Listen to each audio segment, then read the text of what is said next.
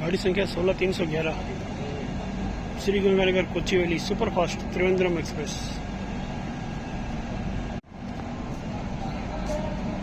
गाड़ी संख्या 16311 Sri Ganganagar Kochuveli Trivandrum superfast express platform number 1 पर आ रही है।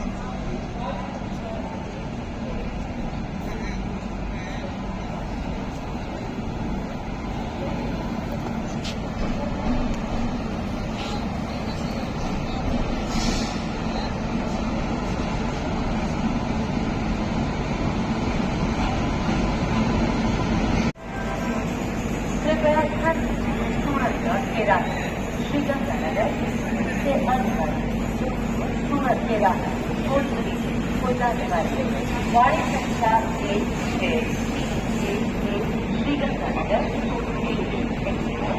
प्लेटफॉर्म नंबर 3 पर आ चुकी है।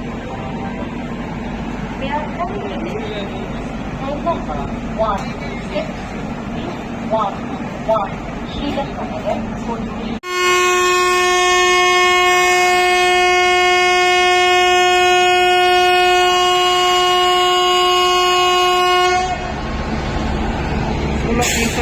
कोच्चिवेली बीकानेर चलने के लिए तैयार।